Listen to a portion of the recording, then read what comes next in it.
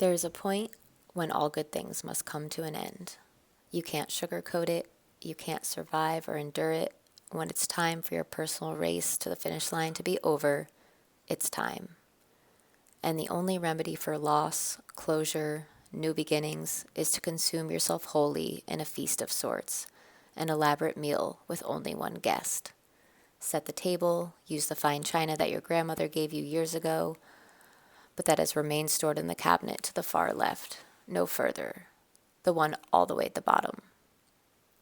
Take the feast outside.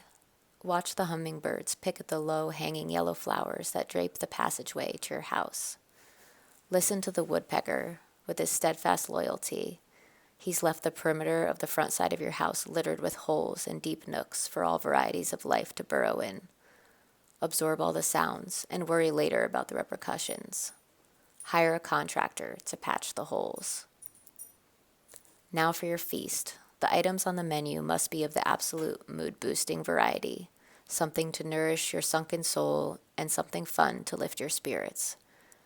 There will be the inevitable crash from a sugary sweet that must, of course, accompany the meal. But after your feast, it is best to sleep off the food hangover and just allow your worries to be drowned in a deep, calorie-laden sleep. The choices are endless, but much like the woodpecker, let his tenacious spirits be your guide. Draw inspiration from this hole here, this almost perfectly symmetrical sphere that he's carved just yesterday, early in the morning, before you were ready to put your slippers on and start the coffee.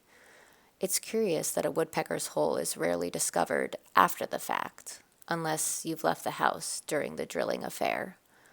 What might the woodpecker suggest? Crumpets from scratch with fresh fig jam, a mango lassi drizzled with honey, tropical pancakes with kiwi and flecks of toasted coconut, a frittata elegantly laced with potatoes, sun-dried tomatoes, hand-picked basil, buffalo mozzarella, and a few fresh cherry tomatoes, and lastly, pecan sticky buns, abounding with sticky swirls of pure white frosting and glazed pecans, tightly wound around melted thick pats of butter and perfectly sweet cinnamon glaze. Now in this state, even the coffee matters. Coffee with chicory made from the root of a blue-flowered perennial plant that can set you deep into the mood and maybe, even if you close your eyes, bring you back to New Orleans. You really loved it there.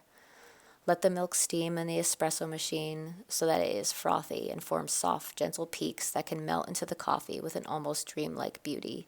You can get lost in the food experience, and this experience you will thank me for. Now, set the table. 2 forks, 1 butter knife, 2 spoons, and a cloth napkin. Layer the dishes. Large plate on top of small plate so that the savory food doesn't mix with the sweet. The woodpecker starts its work on the hole. For the first time, the sound doesn't make you want to call the exterminator. Now ruminate on that over a cup of coffee.